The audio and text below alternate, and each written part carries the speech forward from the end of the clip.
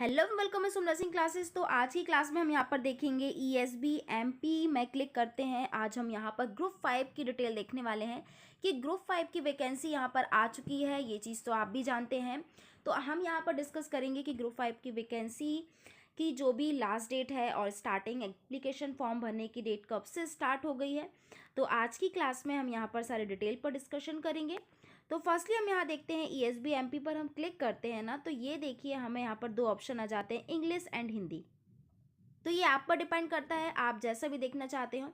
तो हम यहाँ पर सिंपली इंग्लिश में क्लिक करते हैं और इंग्लिश में क्लिक करने के बाद आप यहाँ देखिए कि सारे जो लेटेस्ट अपडेट है यहाँ पर ऊपर ही दी गई है। तो ये जो हमें देखने को मिलता है, online application form group 5 nurse paramedical and other direct and backlog post combined recruitment test 2024। तो हम यहाँ पर रूल बुक में क्लिक करते हैं। ये देखिए हम यहाँ पर रूल बुक में क्लिक करेंगे तो हम देखिए, अगर आपको ऑनलाइन एप्लीकेशन फॉर्म भरना है तो डायरेक्ट आपको ऑनलाइन एप्लीकेशन फॉर्म पर क्लिक करना होगा। अदरवाइज हम यहाँ पर रूल बुक में क्लिक करते हैं। तो रूल बुक में क्लिक करने के बाद हमें यहाँ पर कुछ पीडीएफ ओपन होगी। यहाँ पर हम पढ़ेंगे यहाँ की सारी रूल बुक, इसमें क्या क्या दिया हुआ है। तो सबसे पहले आपको डाउनलोड कर लेना है। डाउनलोड करने के बाद हमें यहाँ पर स्क्रीन में आ जाता है कि मध्य प्रदेश कर्मचारी चयन मंडल भोपाल से आई हुई है। तो समूह 5 के अंतर्गत नर्सिंग स्टाफ, पैरामेडिकल स्टाफ और भी अन्य पदों हेतु यहाँ पर नोटिस दिया हुआ है। तो सबसे पहले हम यहाँ देख लेते हैं, आवेदन पत्र भरने की जो प्रारंभ तिथि है वो 26/11/2024 है और आवेदन भरने की अंतिम तिथि है वो 10/12/2024। मतलब 26 नवंबर से 10 दिसंबर तक यहाँ पर फॉर्म भरे जा रहे हैं। संशोधन की जो प्रारंभ तिथि है वो भी 26 से है और जो आवेदन की जो संशोधन की अंतिम जो तिथि होगी ना, वो रहेगी 15 दिसंबर 2024। और परीक्षा दिनांक की बात करते हैं तो 10 जनवरी 2025 को इसका एग्ज़ाम है। शुक्रवार से प्रारंभ हो जाएगा। तो वो आपका एडमिट कार्ड में आ जाएगा कि आपका किस दिन यहाँ पर टेस्ट होने वाला है, किस दिन आपका ये परीक्षा होगी।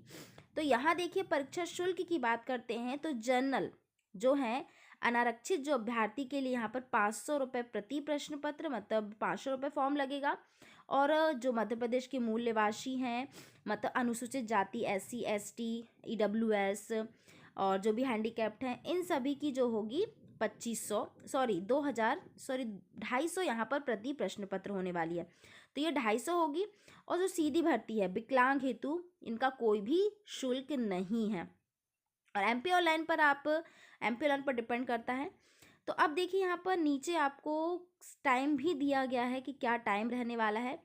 तो 7 से 8 और 9 से 10 के टाइम पर यहाँ होगा और 1 से 2 के बीच में होगा। मतलब 1 से 2, 3 से 5 में होगा और 9 से 11। तो 2 शिफ्ट में ये पेपर होगा। ये तो रिपोर्टिंग टाइम है, यहाँ पर आपको देखना है कि जो आपका टाइमिंग है 9 से 11 और 3 से 5 है। तो ये टाइम दिया गया है और रिपोर्टिंग टाइम का भी हमें विशेषकर ध्यान रखना है। तो अब देखिए, ये तो हमने फॉर्म की इन्फॉर्मेशन देख ली कि एग्ज़ाम फॉर्म कब होना है, क्या डेट रहने वाली है, एग्ज़ाम कब होंगे और इसका परीक्षा शुल्क कितना लग रहा है। तो अब देखिए यहाँ पर कुछ विवरण दिया हुआ है।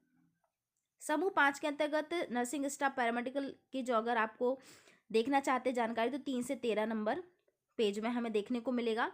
और जो अदर जो इन्फॉर्मेशन है तो देखिए हम 3 से 13 नंबर पर यहाँ पर इन्फॉर्मेशन देखते हैं। तो देखिए ये जो समूह 5 की है, मतलब ग्रुप 5 की जो भी वैकेंसी है, ये तृतीय श्रेणी में रखी गई है।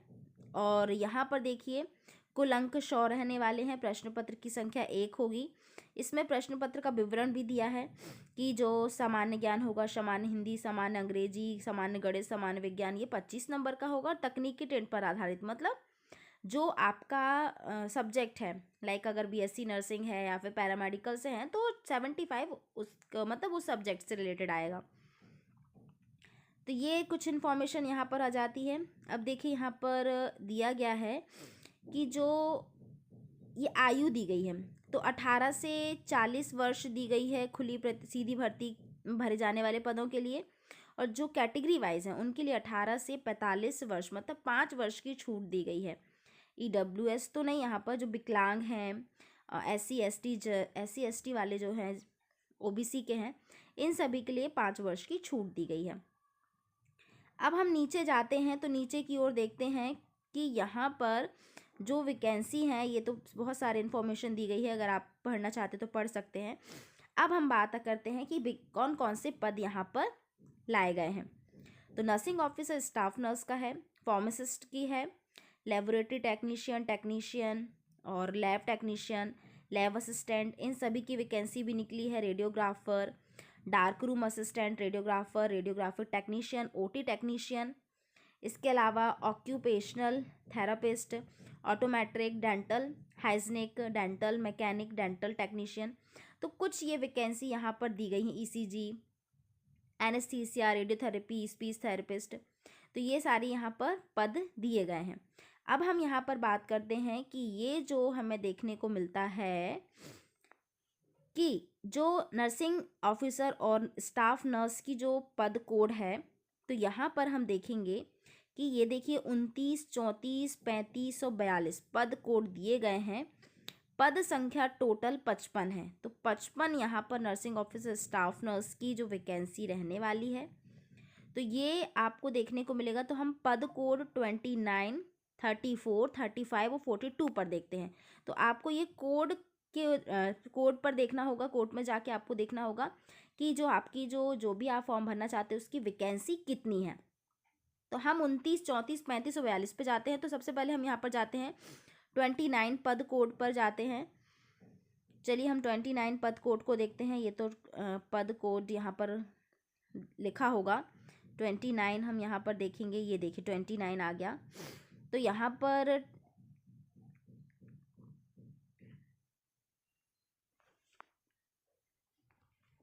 तो पद को 29 पर आते हैं। तो ये देखिए यहाँ पर श्रेणी में दिया हुआ है कितनी, इसमें ना 29 में कुल 2 पद हैं।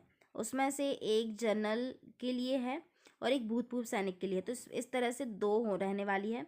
इसके बाद हम 35 में जाते हैं। 34 में हम देखते हैं। 34 में यहाँ पर भूतपूर्व सैनिक के लिए 10 है, यहाँ पर 10 पोस्ट है और संविदा कर्मी के लिए 1 पोस्ट है, तो पूरी 11 है। ईडब्ल्यूएस के लिए 2 है और संविदा कर्मी के लिए 3 है, तो 5 है टोटल।